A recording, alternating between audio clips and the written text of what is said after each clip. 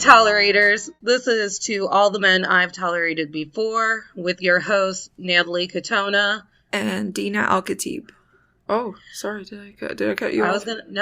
I was gonna ask you if you felt too famous to say your own name. I was carrying over another joke from last week. That's pretty good. What do we do here on this podcast? Why are we here? What is our purpose? On this podcast, if you're new, Dina and I explore some of the more impactful relationships we've had with men.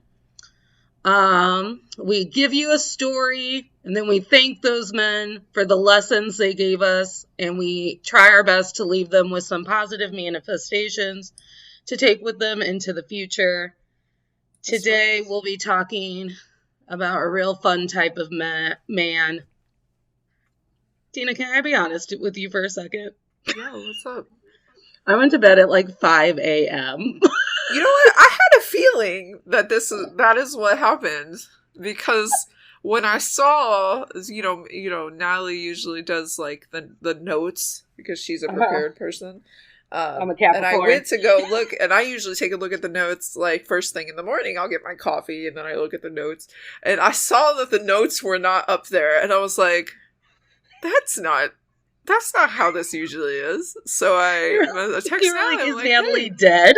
Like, is she okay? Because you're usually the one that's like super prepared. And you were like, yeah, I did it last night. And I was like, by last night, do you mean 3 hours ago? Yeah, I meant 5 a.m. I did it when I got home at 4:42 a.m. What were you doing? Were you out partying? I mean, no. I had this whole vision of watching WandaVision, and I got to watch one episode, and then my friend, they had friends from out of town, so they weren't having like people over or whatever, but they decided that I was a safe person and convinced him that I was cool. Yes, I love that. So I got to go over, and we just watched YouTube music videos and sang into the night. That is a dark hole that can take you to a lot of places, so I get it. And then before I knew it, it was like 4:30 a.m. And I was like, shit. Why am I not home? Sounds like fun. All that to say, I'm really proud of myself for even being able to attempt English. And we're going to be talking about men who are know-it-alls. And you know what? I took the liberty of Googling what a know-it-all is, even though I know what it is, making me a know-it-all. Yeah. You know what I'm saying? Uh-huh. But according to the Googles, a know-it-all is a person who behaves as if they know everything. What? So they don't know everything, but they behave as if they know everything. Right. And I was going to tell this story at the end because this guy is not the, there we go. I couldn't figure out how to pop out our video so I could see you and my notes. That's also why I was struggling. I forgot how technology works. Listen, it's been a rough week for everybody. It's just... Yeah. I swear, everybody has a fire, so... Yeah. Having a new day job has not worked well for my creative process. Oh, I'm sure not, yeah. But anyways, like, my most recent run-in with a new know-it-all, a man who really felt like he knew a thing, was, of course, on a dating app. Okay, yeah. And it was during my media cleanse, when I had to do the media cleanse for the Artist Way. So he asked me, like, what I was doing with my evening, and I was like, oh, whatever the fuck I was doing. I was probably, like, crocheting. I was like, I'm doing my old lady crafts because I can't watch TV or, like, read books or listen to podcasts or anything. I'm on this week-long media cleanse. And he just kept, like, prefacing everything that he felt like he really needed to say with a, oh, ha, ha. Like a, oh, ha, ha, ha. So he went, oh, ha, ha. A media cleanse, huh? And I was like, And of course, like, my hackles just rise. Right. You're like defensive immediately. Right. And I'm like, because I hate dating apps. And I was like, but I gave him one more shot. So I gave him clarity. And I was like, yeah, I'm currently working through the artist way. Week 4 is a media cleanse, so you can stop focusing on other people's work and truly have your own authentic ideas coming through your work. It also forces you to be bored enough that the only thing that you focus on is your work. And he was like, oh, ha, ha, ha. So, like, do you feel like real authentic or whatever? And then, like, right. And I finally, like, I got down to the bullshit and I was like, so would you classify yourself as an artist? And he went, no. And I was like, huh. I was like, that's real funny because you spoke with such, like, confidence about how my cleanse wasn't meaningful that I figured you had a background in art. Guess you're just talking out of your ass. And then he said, I think that's a common, like, symptom of know-it-alls. It's like, instead of listening about somebody's experience, right, they feel the need to interject with their own, like, thoughts and ideas about the thing, and that's not always needed. Like, nobody's asking for that. And so he said, well, do you assume that I don't know anything about, that I don't know things about art because I wouldn't call myself an artist? And then he put it in quotes to attack me. Damn. And I said, triggered. I told him, I go, I'm assuming that you don't know anything about anything, but I sure as hell believe that you think you do. Then I was done. Bye. Bye. Don't you waste my time. Fucking know-it-alls. I think it's just much more authentic if you both go in, like, listening to one another versus, like, wanting to educate the person. Like, why? No, you're not a teacher. And that's not what I want my relationship to be like. What have we done to ourselves to where we can't even hear new things anymore without getting, like, angsty? Yeah. I don't know. It's kind of depressing, though. Right, like, I was like, are you just trying to find it? And then, like, what have we done? What the fuck have we done? Like, I'm sitting here thinking, and it's just like, it's just exhausting to... Yeah. To feel like it's almost like the one-upping, you know what I mean? Like, you can't just like share your feelings or your knowledge about something without somebody coming in and telling you, like, you're wrong or whatever. It's like, man, I didn't say I was right. I just haven't feelings. I was just saying that this is what I was doing. Right. So, I don't know. I get it, though. Go on. So, do you have a particular person in mind for this? So I have a know-it-all who I have been interacting with for the better part of, like, once a weekend, a couple days a week since July. And at first, this know-it-all was just a guy that one of my girls was contemplating dating or whatever. So then, like, once I know that, I really feel like I have to rein my shit in because I immediately go into, well, what makes him think he's shit? Why he get to date you? But, like, I'm trying to, like, not be that aggressive person.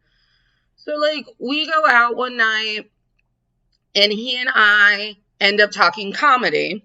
Which, as you know, I love comedy. Right. I know my shit. You do. On comedy. Yeah. Yeah. I have spent the majority of the COVID-19 pandemic only listening to female comedians on podcasts. Like, yeah.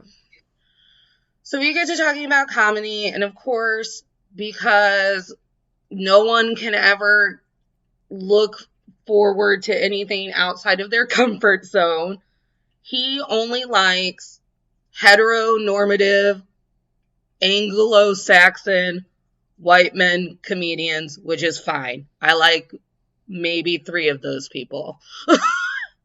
And I, of course, am trying to convince him how amazing and cool it is when you believe that women are funny.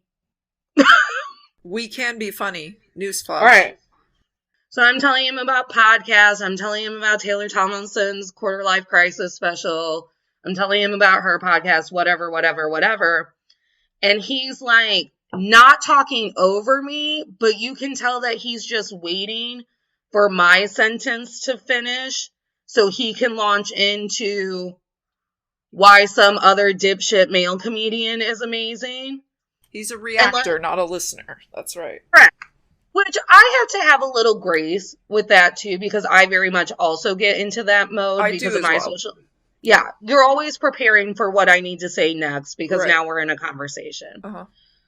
So I leave that interaction with his phone number. He's like, we should talk comedy more. You let me know if you look up any of the guys that I said. And I was like, cool. And I left that conversation like telling my girlfriend, I was like, listen, he's a mansplainer, but he's one of the mansplainers that I can like hang with because it comes out of enthusiasm and not like, well, Natalie doesn't know shit about comedy, so let me make sure that she actually is doing this right. It's just like we were both just enthusiastic and screaming names at one another. So me and this guy, like, we interact a lot within our friend group. Like, we agree on literally nothing in life. Like, he has often said that in the Venn diagram of our friendship, there's a Natalie bubble and a him bubble, and the only way that they even meet in the middle is that empathy. Like, we can just accept people for who they are and not get heated.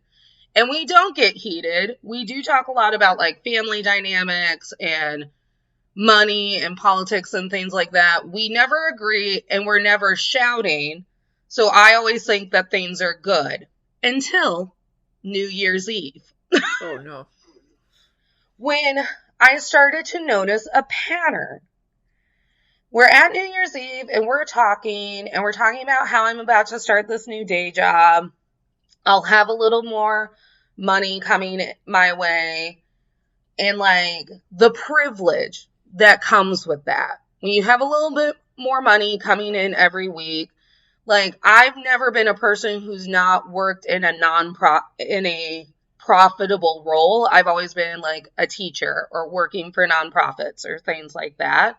Right. So the idea of having like disposable cash and then some is foreign to me. Right.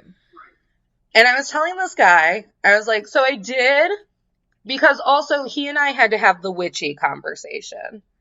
Because like with this new friend group, I was like, you're all new people anyway. So like, why would I even make you believe that I'm anything but who I am?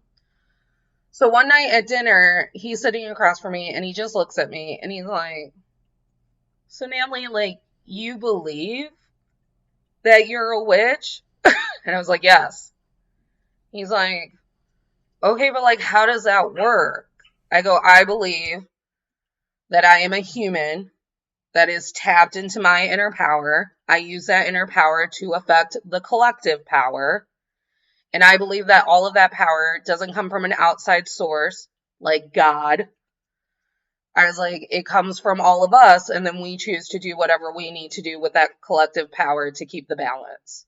I'm like, here's the thing, like, I'm not, like, making candles float in the air for fun, or, like, dishes move into the dishwasher through, like, my hands alone. I'm not an X-Man. I'm literally just a woman who uses her intuition and her mind power and her soul to affect the world around me through these little rituals. So he said, okay, but do you believe that, like, fairies and vampires are real. And I'm like, what are we doing? What? How is he? He's like, you can't believe that vampires are real. I was like, I don't know nothing about nothing. Like, I know nothing about nothing. Maybe vampires aren't real and we just never encountered one. What do I know? I don't know. Right, I I'm don't sure know. there's someone out there who has a very good explanation as to why vampires might be real. Right. I don't know maybe I'm anything sure about there's anything. someone out there, but you haven't researched it. I haven't researched it. I don't Right. fucking know. Like, You've just decided that they're not real. People also decided that manatees were mermaids. So, some man looked at a manatee and went, I want to fuck that. It's a mermaid. What? God. Did you see, random note about manatees, manatee facts, did you know somebody carved Trump's name on the side of a manatee? It makes me cry every time I think about it. Like, why? Who bothered that manatee? Why did you do that? They are sea puppies. Also, like, manatees are big and they're slow, but that still takes some planning to spell out a whole ass word. On the side of it. Oh. He was just swimming, living his best lazy life, and you know what? I'm gonna go ahead and guess that it was a man that did it. Came up there and carved on the side of his freaking side. What? So anyways, so we had to have that conversation, and that conversation ended with him telling me, I hope you know that I accept you for who you are, but like, I'm going to have to give you shit about this forever.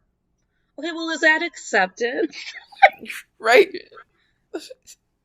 So, shoot a couple of months later to New Year's Eve, and he and I are talking, and I happened to mention I did my yearly tarot spread, and my card of the year is the Queen of Pentacles. And my girl, the Queen of Pentacles, her whole business is like she's the queen of money and success and your job and prosperity and abundance. When she pops up in your reading, she's like, girl, you about to get it. So I told this guy, I was like, you don't know how much that made me feel better. Like, after being unemployed for months during this damn pandemic and like never making a lick of money and having all of these creative projects that like are going to need me to pony up money at some point, to like flip over that first card and have a girl be like, girl, you about to get it. All your prosperity and abundance coming true. Like, I was like, it was such a relief. Like, I'm ready. I'm ready for a year of riches. Yeah. No, I deserve it. You do? So he looks at me and he's like, I'm so happy for you. Like, I hope that whatever you just jumbled out of your mouth happens for you. But I need you to know, Natalie, that realistically, tarot doesn't mean anything. Like, I can't honestly believe that means something. I have no faith in that, Natalie. That's not what's going to... I hope it happens, but there's no guarantee it's going to happen. He's like, you know, I don't believe that. And I went, I know. I've told you multiple times before that there is no magic in your soul. Ever. It's just dry and dead in that soul. It's just nothing. Right. It's just like, I've told you, there's no magic in you. And when I got home and I thought about it as a sober person, what I realized is like, if someone had come up to me and been like, I found a weird mole, and I worried for weeks that mole was cancer. So I prayed to the Christian God every day at 6 p.m. to 6:30 p.m. that I hope that I don't have cancer. Please don't let it be cancer. No one wants cancer. And then I finally got to my doctor's appointment and it wasn't cancer. God was on my side. It is way less acceptable for me to go, I don't fucking pray, so that's a lot of heebie-jeebie nonsense, than it is for people to like turn that back around and be like, tarot ain't shit. Shut your mouth. You know what I'm saying? Yeah. Yeah. I mean, why? Yeah. It's definitely not as accepted as that scenario you just explained. So because I'm the outlier in this situation, like I'm constantly put into positions with this friend, and it's across the board. It's liberal shit, it's witchy shit, it's feminist shit, where because I'm on the fringe of like not what is normal to happen in day-to-day America, he always has to go, that's a good idea, but you know it's not realistic, right? It's like partially pushing their thoughts on you, what they think is right and true.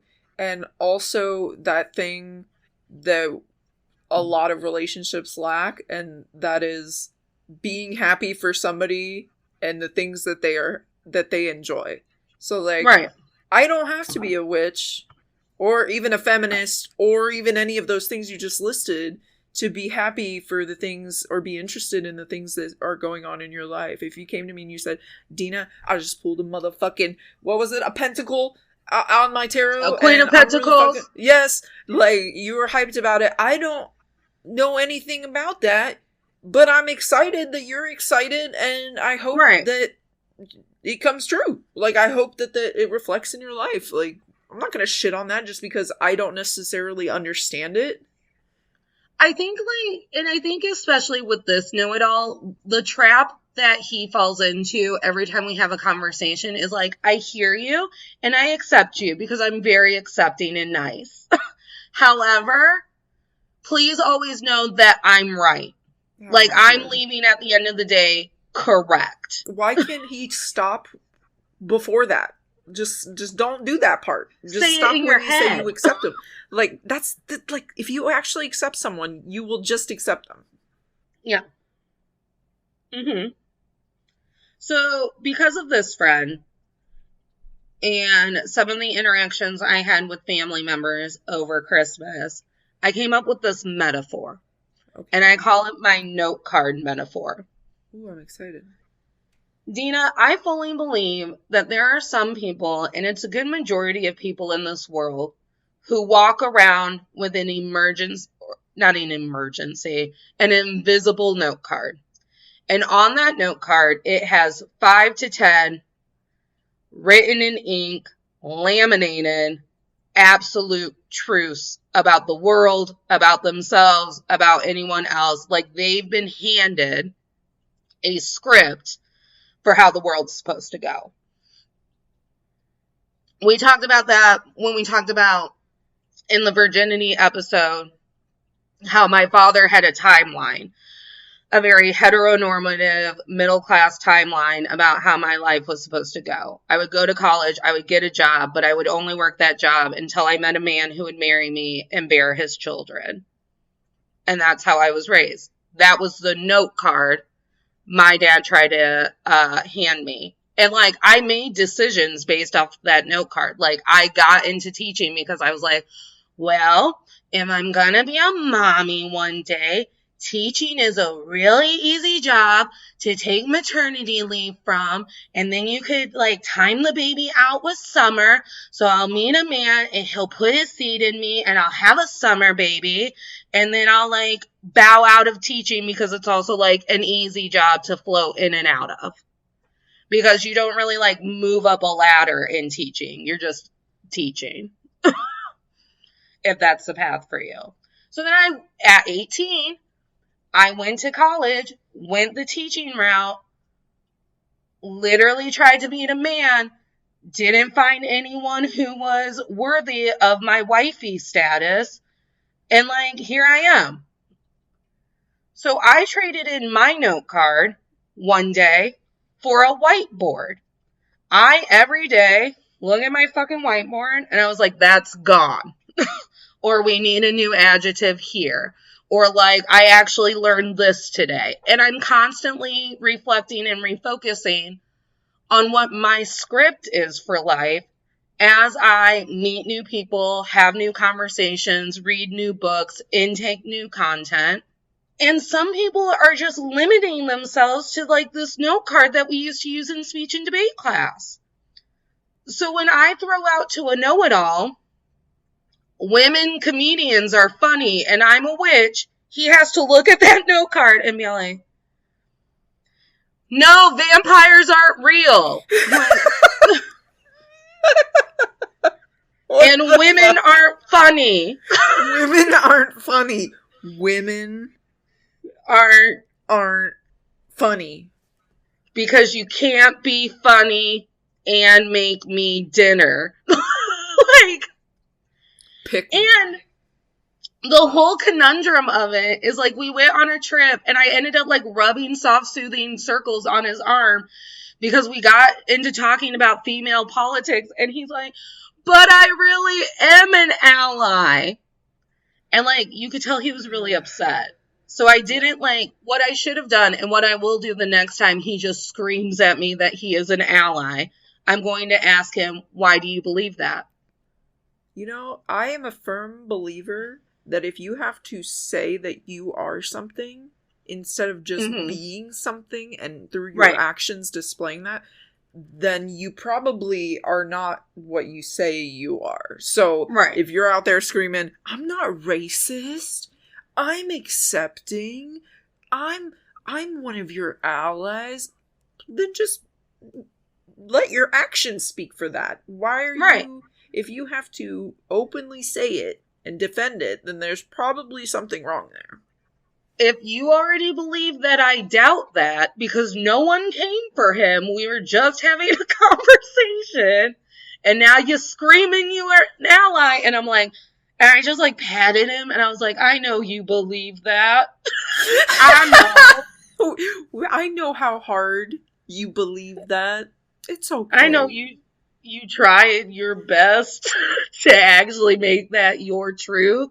But not 2 days ago, you told me that, well, Natalie, I just feel like if women really deserved a promotion in things and we're really as good as men as things, like, we wouldn't have to make these rules and regulations that say that we have to, like, support women in moving up the ladder. Like, it wouldn't have to be a movement. And I'm like, oh no, we're just falling into this trap of like, we shouldn't have to help people out if they're really good at things. No, like, we have systems in place that keep people below other people, and that's why we need to put systems that counteract that system and all of it.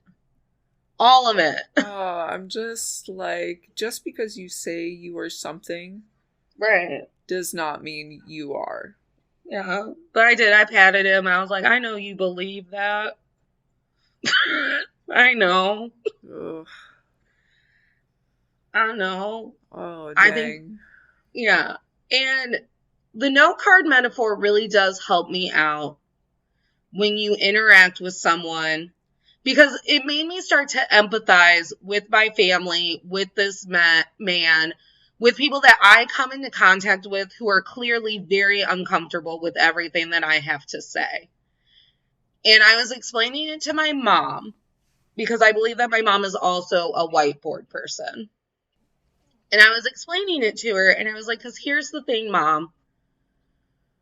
Whenever I breeze into town, breeze into your lunch period, anything, and I just start spouting my beliefs with 100% certainty, and they don't match anything on your note card, you truly are at a loss as to what to say, because you're like, I don't have a bullet point on that, and I very rarely have to actually think about what I believe or feel, so I don't have a bullet point for that. So you're wrong, and you make me uncomfortable.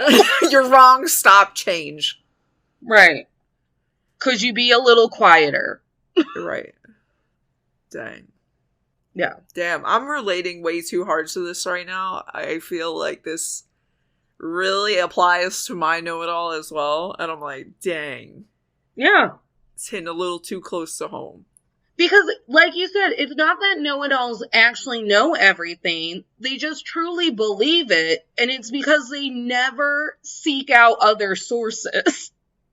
Well, they're just so sure of their own. Like, I don't think, I try and live in a way that is open, you know? And I think that applies to your whiteboard. Is the bullet points on my whiteboard are very loose. Right. They're very loose. They're like, be a good person. Have good morals. Be accepting of other people. Like, these are the types of things on mine. But on other people's, it's like so strict and so, rigid. Yeah. It's like it's a rule. It's a rule instead of a sort of moral or guideline. And therefore they become almost defensive of many conversations because they're defending the points on their card, on their note card. Whereas if your points on your note card were a little more open and allowed for more acceptance, then maybe you wouldn't be as, or perceived as being a know-it-all, because they would fit more within that. We never ask anyone, tell me more about that. Right. Tell me what led you there. Right. And, well, let me tell you what led me here. When I was in my toxic shame relationship, I truly tried to have the religion talk about, like, what led me from a Christian Catholicism upbringing to my new witchy spiritual lifestyle.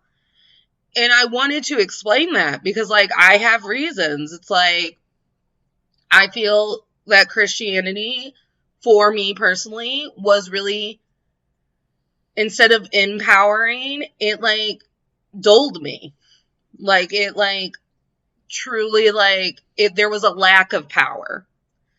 I don't like relying on outside sources to believe that they're in charge of my life. No, I'm in charge. I read the signs of the universe and I choose what to do with them.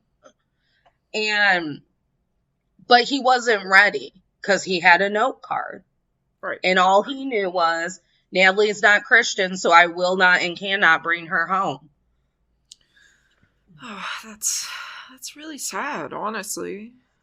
I just wish, and I truly feel like we could heal through so much with just, like, not radical acceptance, because people do get into some buck wild things that you're like, you shouldn't be doing that.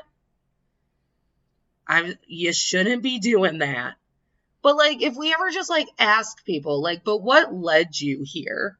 And started from, like, point A instead of just making a judgment at point G after several steps have already occurred.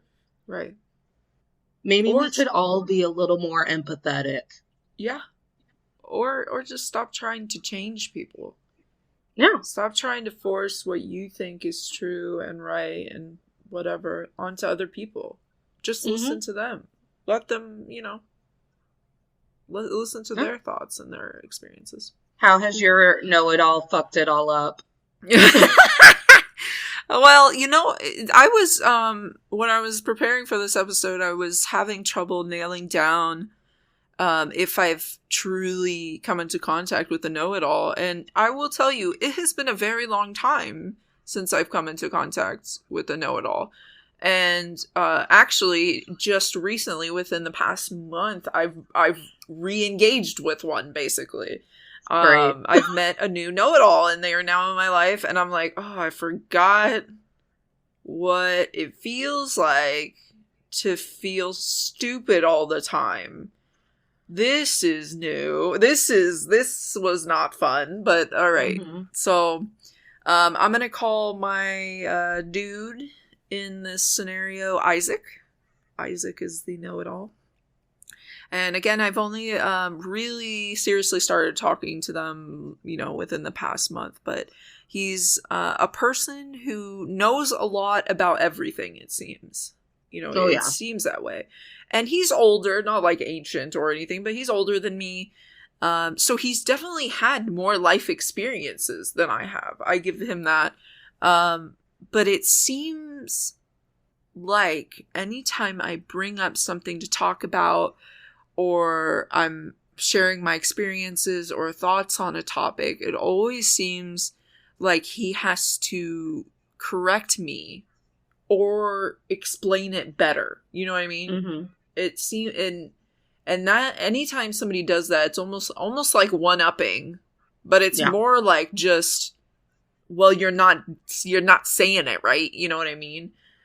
I roll my eyes. Like, I hate to do it, but I'm like, oh, here we go. I just like this. I'm stupid. I don't know enough. I'm saying it wrong. I'm wrong. Like, that's what I feel. Thank you for reminding me that I don't know shit. Exactly. So he's, and I don't think he means it that way. It's just, instead of maybe active listening about what I'm saying and being interested in why I'm saying the things I'm saying, or, you know, just listening, it's like he has to be right is what it comes off as. And I think that something that is common about a lot of know-it-allers is that they correct people or argue with them because they think they're always right. Like, I'm not in the... It's not in my nature to argue with someone about, like, whether their thoughts or beliefs are wrong. Like, if you believe something that isn't factual, right? Let's just say that isn't factual. If you believe in something or have an opinion on something, I'm generally not going to try and change your opinion on the matter, because I also believe that it's very hard to change people's opinions whenever they are set in stone. The only thing I think that can change people's thoughts or beliefs is through experiencing things on their own. Right. They have to go through something that changes them. So I think it's a personal journey for everybody. They have to trade in their note card for the whiteboard. We can't purchase the whiteboard for them. Right. And honestly, sometimes these people that are know-it-alls, especially mine in particular, he does know a lot of things, and he is right a lot of the time. Mm-hmm. But it comes off as always making you feel like you're wrong versus having just a nice conversation about something. I truly don't think he means to come off condescending, but he does. And I'm like, why is it like this? The thing about the kind know-it-alls is it's so tricky, because I can't bring it into myself to hate one more goddamn person in my life. So I'm just like, okay, you're trying to be helpful. Okay, I hear you. And what I always, like, boil it down to when it comes to these know-it-alls is, like, nothing's actually been really hard for you ever, so I don't actually think you get it. See, I don't think that's true for mine, because he has been through a lot of shit. I will say Isaac has been through a lot of shit. And that's what makes me respect him and feel like I do have something to learn from him. Because I'm actually attracted to people who seem to have big brain energy. You know what I mean? Like, that attracts me a lot. Is when I feel like I can have a genuine conversation with someone about maybe something I don't know a lot about, and I find smarts attractive. But I don't know. It's there's an air to him that says, I know more than you. Therefore I'm right and you're wrong. That air is what I don't like about him, because I want to learn so many things from this guy. I want to have nice conversations with him about things I don't understand. Like, he's into, orchestra, symphonies, like all these things. I'm like, I don't know anything about that. Like, I'm a bro girl. Like, I like video games. I like movies. Like, that's my lane. But, like, that's pretty cool that he likes those things. I don't know anything about those things, so I would love to learn. I would love to hear him speak about things that I don't know about, But when I bring up something on a topic that I have an opinion on, instead of just hearing me out and letting me, like, it's like immediately he's got to make me feel like I'm wrong. The jump in. Right. Right. It's like the jump in. So, I mean, it's hard because I'm a person in a relationship where I like to hear myself talk. I feel like I it pleases me when I know that my partner wants to get to know how I feel about things, like when they ask me questions and like generally just want to hear from me, like my thoughts and feelings on things. So I like to talk. So when I'm forced to sit and listen and be sort of like lectured to on topics, it is very hard for me. Like, it's so hard for me. So I'm trying to learn through this man that to be a better listener myself, because I do want to hear what he thinks and feels are true in his book, but I want the same to apply to me. You know what I mean? I want him to be able to listen to what I'm saying instead of like having to correct everything. So it's certainly pushing me outside of my comfort zone, but I also don't think that it should be one-sided. It should be, we should both be listening. And I told him this once, by the way. I told him, I was like, you know, sometimes you come off as condescending. Or like you're like mansplaining or assuming that I don't know things, you know? Mm-hmm. And he was like, well, I'm not though. I don't mean that. I'm like, but if you're saying, like, there's a reason I feel this way. You know what I mean? It's not coming from nowhere. If I'm feeling something, that means there's something there. So, I think he's, you know, I think actually this clash is going to do good for both of us. Hopefully. Mm-hmm. That's what I hope, is that we both learn something from interacting with one another. But that also means we both have to be open to learning, and I'm not so sure that both of us are, you know? Yeah. I think when it comes to my know-it-all, what I have to do a better job of doing is being like, I understand that you thought that sentence was accepting. Are you willing to hear why your language actually made me feel dismissed? Like, I could do better about, like, in the moment explaining that, maybe. Right. So, and like, I don't want all of my friendships and relationships to be now let me teach you how to actually be a decent human. Like, I don't want to do that either. Like, that was like a C+ effort. Let's get that to an A-. And because I don't want, I tread lightly because I don't want them to feel like they need to change themselves. Right. But I also don't want to feel like a child or stupid when I talk to someone all the time, you know? Mm-hmm. So. Well, and it's just, and I think what we fall into when we're interacting with know-it-alls is, I live in a world of gray. I very much understand that not everything is positive or negative. Not everything is black and white. Not everything is hot and cold. Like, there is actually very little absolute to the world. Right. So when you make just like this broad sentence like, well, everything would be better if, and I go, oh, but did you ever consider that like this group of people would feel that way about it? Well, I did, and I found them to be wrong. Cool. You know, it's just like one of those things where like I am all for, because I'll fall into the know-it-all trap too. Like, I had a conversation with my father over the holiday where he had made a remark about a buddy that he knows trying to buy an engagement ring, and he was like, he wanted to get a cubic zirconia stone, and I was like, no, you need to get a real diamond. That's how you show her that you actually mean your proposal. And I was like, man, like, fuck you and your privilege. I was like, if you can afford the cubic zirconia and it's pretty, get the cubic zirconia, and like, hello, blood diamonds. Right. I was like, diamonds are very rarely harvested, ethically. Nicely. Like, ethically. Thank you for actually knowing the grown-up word.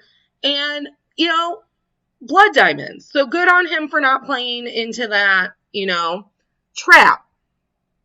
And I was talking to my sister about it today, and I was like, and I started screaming about blood diamonds in the basement because while I have never seen the movie Blood Diamonds with Leonardo DiCaprio, I have assumptions about how the plot of the movie goes. Right. And I was like, man, Dad, you just want him to buy some diamond that some baby had to get out of the ground in a foreign country. We got 4-year-olds mining diamond. Oh my god. I was like on this whole other level.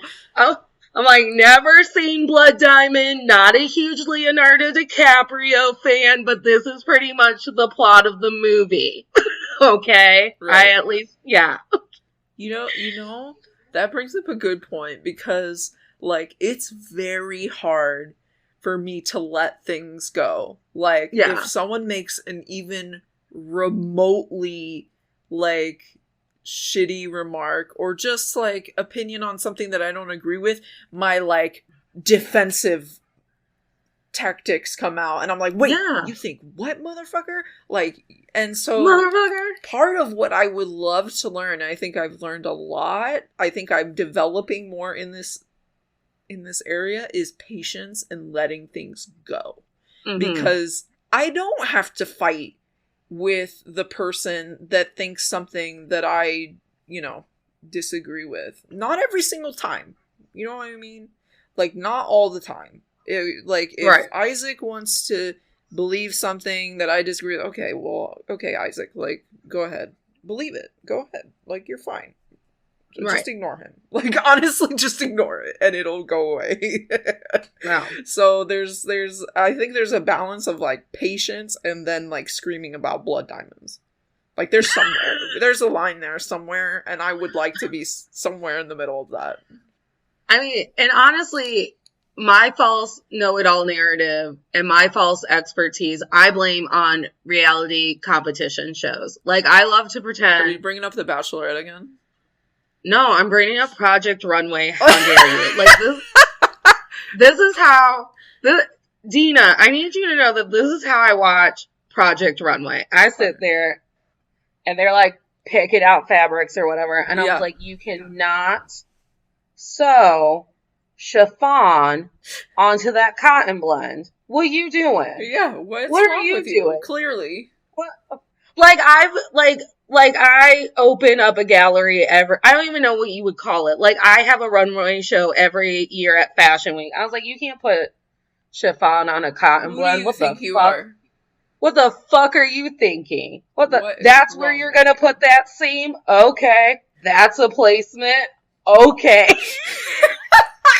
And Dina, you know I don't cook, but I'll watch Top Chef and I'm like, truffle butter? How original. Oh, we're going to put some truffle butter on it. Really elevate the dish. Really just, we're going to make a foam. Oh, why just have a cream sauce if you could make it foamy? Look, he's doing gastronomy. So original. Well, we're on the edge of a culinary breakthrough, everybody. Meanwhile, I'm door dashing McDonald's because I can't get myself into the car to go pick up my nuggets. Oh my god, it's too real. It's too real. Oh, shit. But so, like, I empathize with the know-it-alls because, like, I chose a long time ago to walk this earth knowing that I don't actually know dick about shit. Like, I don't know anything. Oh, same. I don't know. I'm a fucking idiot. I'm a fucking moron. I don't know anything.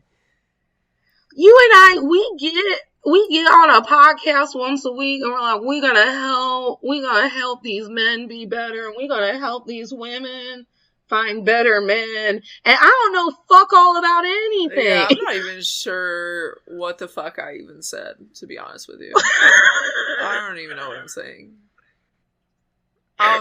Don't listen to me, please. I'm not authorized or certified in anything other than speaking my bullshit. So right, but please know I will argue with you about.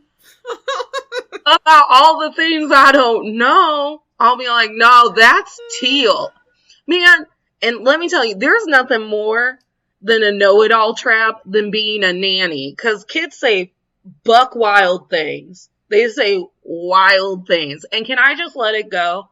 No. They're like, that's an antelope. I was like, moron, it's a caribou. It's a caribou. It's clearly a caribou. You don't know nothing about shit. I'm like, now they crying because they thought it was an antelope. And they, one time during a former, not this current job, but at a virtual learning job, do you know the English sneaky E rule? Maybe. So like face, the, or what? No, because the is a sight word. The has no language rules to it. You just have to memorize it. Okay, go on. So So face is spelled F-A-C-E. A usually makes the A sound, but we don't say face as fast or fack. So the sneaky E gets, like, if you have a vowel and then you have a consonant and then you have an E, the E tricks the other vowel into saying its name instead of saying its letter sound. I see. So it's face. A. Right. Face. Yeah. It's a stupid way we get kids to be able to say the stupid English language correctly. Sure. And this little girl looks at me one day. And I was like, remember, like, this word is pile, because there's a sneaky E at the end of it. You know the sneaky E rule? And she's like, there's no sneaky E rule. It's a sneaky Y. And I was like, I'm sorry, what? I barely understand the rules for Y. I don't know why Y is a vowel. I don't know why he sometimes gets to be a vowel. So, no, it's sneaky E. Stop this. And she's like, no, I'm pretty sure it's a sneaky E. And you know I can't stand it. Like, I'll argue with a 7-year-old. Like, let's go. So I get receipts, and I get on the YouTube, and I start Googling things like sneaky E, and I show her the playlist of all the little songs that Sesame Street has made about the sneaky E. And I was like, let's look up sneaky Y that isn't a goddamn thing. And I show her that there are no videos for sneaky Y because it's not a thing. And, like, we're having this, like, 30-minute argument about it. And the little brat told me, I'm just going to ask my dad later. Oh, okay, you going to do that? You just going to have the patriarchy, like, tell me I'm wrong? That's fine. That's fine. That's a great route. Like, you know what I'm going to... You just gave me a brilliant idea. Like, in response to a know-it-aller, instead of, like, arguing with them, I'm just gonna start bringing up facts about stupid shit that I know about. I'm gonna be like, okay, I hear your philosophical comment, but did you know that whale sharks are the biggest fish in the sea? Did you know that they are one of 2 filter feeders? Did you know that? Did you know? Right. And then I'm gonna show him my whale shark plush, who is now named Gertie. My Welsh. Right, just be like, I hear you. I hear you when you say that women should make less money on the dollar because we may or may not have a baby one day. I hear you. Because we may or may not work as much one day. But did you know that rose quartz, if you put it in your bra, can help you channel not only romantic love, but self-love throughout your day? Say it with as much seriousness as you can, right? Like, you have to say it with, like, that it means something to you. Like, truly. Yeah.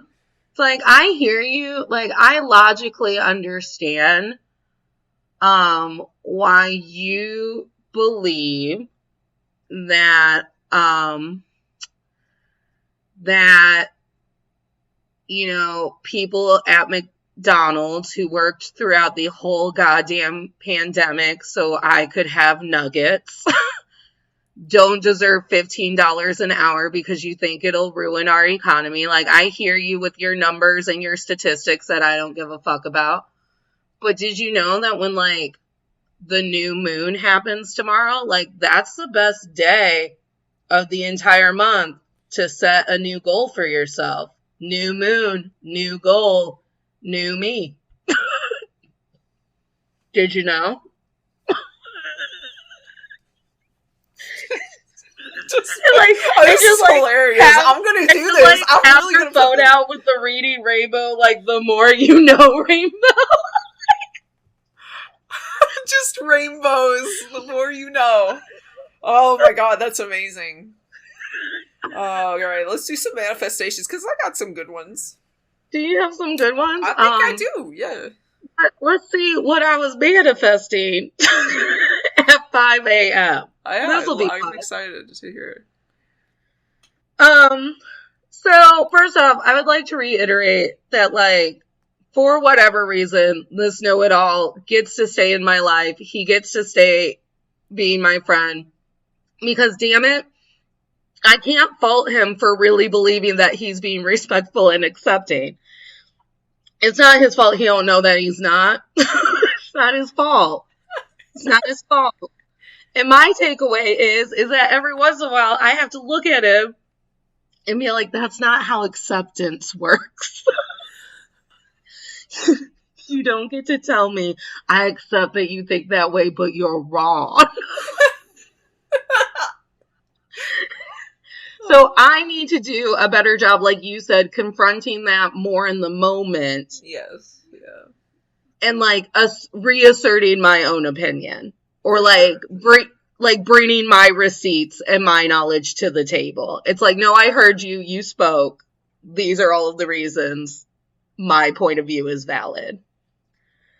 And then for my know-it-all, I mean, I just really hope that besides me, he starts talking to other people who push his comfort zone, and he gets to a place where one of those people means enough to him and he respects them enough that he enters a place where he's reflecting on what his beliefs are instead of resting on the beliefs that he's just holding on to hold on to. That's good. Yeah.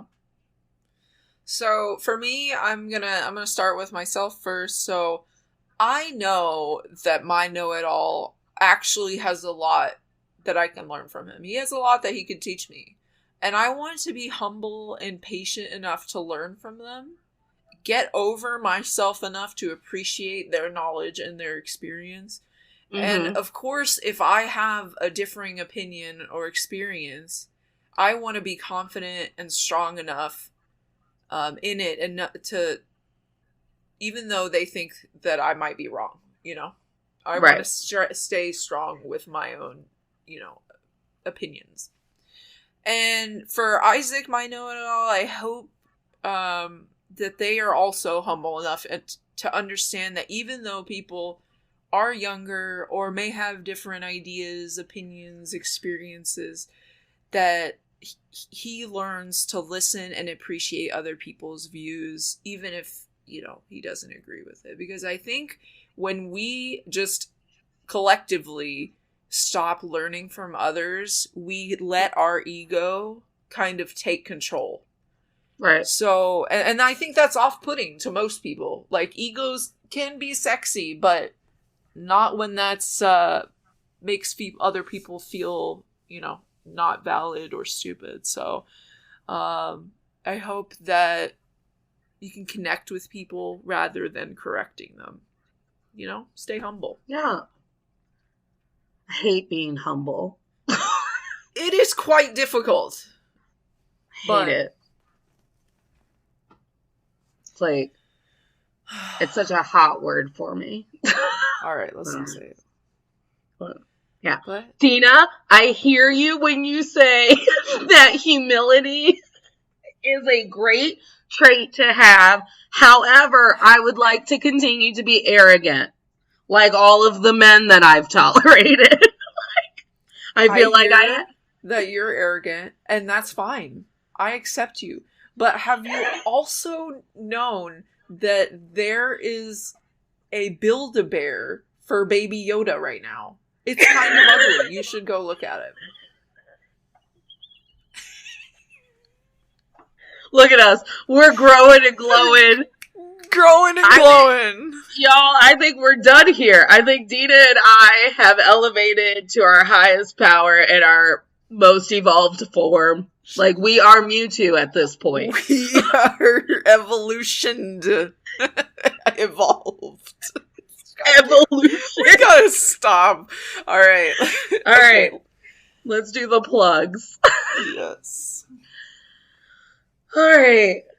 Episode 11 of To All the Men I've Tolerated Before is a wrap. Make sure to like and subscribe so you, like us, will know what we're talking about next week, because I've already forgotten. If you would like for Dina and I to continue to feel arrogant and confident enough to do this podcast, leave us a 5-star review and a comment about what you're enjoying, and we can start highlighting great reviews. Or leave us a comment with random facts that we can start presenting to know-it-alls. Hell yeah. Hell yeah. So we're armed with facts that we can just be like, okay, but did you know that a cow has 4 stomachs? Okay. You know what I would do if I had 4 stomachs? What would you do? I would, fill each one with a different cuisine. I would, eat, pasta, Italian, and then I'd eat, pizza. Well, that's kind of still Italian. But I would, have a burger and another one, maybe, Chinese or something, you know. And if you would also like to interact with us on a more personal basis, you can follow our Instagram at Men I've Tolerated Pod. And my personal Instagram is NatalieK124. And if you would like to know, Natalie, what are you doing with your time when you're not screaming at YouTube videos until 5 a.m.? My new blog full of all of my art projects and my,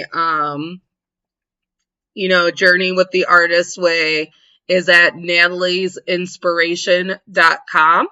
It's a blog called Natalie's Latest Inspiration. And then you can email us questions about your relationships or anything you need advice on, or just to tell us about yourself at menI'veToleratedBefore@gmail.com. No punctuation in either the Instagram handle or the email. We don't believe in it. That's right. And if you want to follow me on Instagram, you can do so at ms.caboose. That's Miss Caboose. That's my online handle, and I'll have links to my Twitch and social media, so come talk to me. All right. Well, Dina, this has been yet another journey where I've glowed and grown.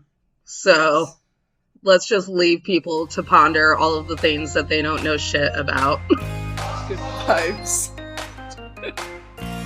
Bye, everybody. Bye, guys.